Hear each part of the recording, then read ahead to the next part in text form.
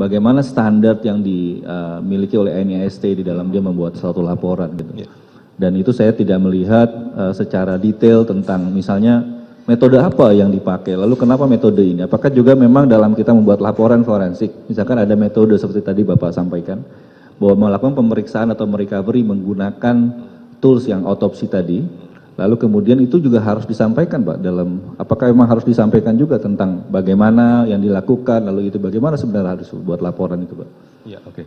Saya lihat kalau dari 777 itu memang ada yang saya rasa kurang.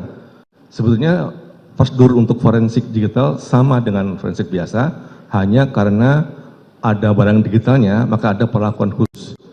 Jadi barang-barang yang digital itu sejak diambil dari TKP harusnya dibungkus dengan kantong forensik yang anti magnetik, sehingga kalau ada petir dari jauh pun nggak terganggu.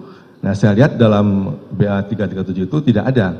Itu di dalam rangka pengamanan barang bukti sebelum diperiksa ya Pak? Betul, begitu ya. barang bukti itu disampaikan, maka untuk menjaga keutuhan itu adalah dibungkus dengan alat bungkus khusus, namanya sangkar anti magnetik, namanya apa Pak? Iya, sangkar Faraday yang itu ya.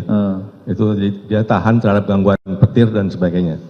Setelah itu dia akan dibikin image-nya, di-copy dulu, lalu barang bukti ini disimpan. Yang diolah kemudian yang kopinya. Harusnya begitu ya. Nah, yang saya lihat kemarin dari BA37 itu semua barang aslinya masih dipakai terus gitu ya. Dibungkusnya setelah itu malahan, dan dibungkusnya dengan bungkus biasa, masih kantong plastik dengan label biasa gitu ya. Jadi, apakah ada kemungkinan Pak, saya melihat kemungkinan ya, kalau misalkan yang aslinya itu digunakan terus dalam pemeriksaan, apakah ada kemungkinan akan ada corrupted terhadap data itu atau bagaimana Pak? Atau kemungkinan karena mungkin human error sehingga membuat akhirnya ada gangguan atau apa, jadinya corrupted terhadap datanya itu. Ada kemungkinan itu? Betul, memang itu SOP-nya dibuat demikian supaya yang asli tidak berubah.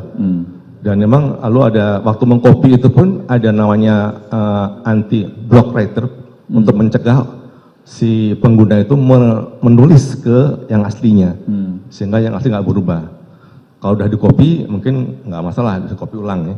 Jadi memang ada prosedurnya itu spesial untuk mengcopy tadi, membuat image tadi menggunakan block writing itu, sehingga tidak tercopy tidak tertulis ke aslinya.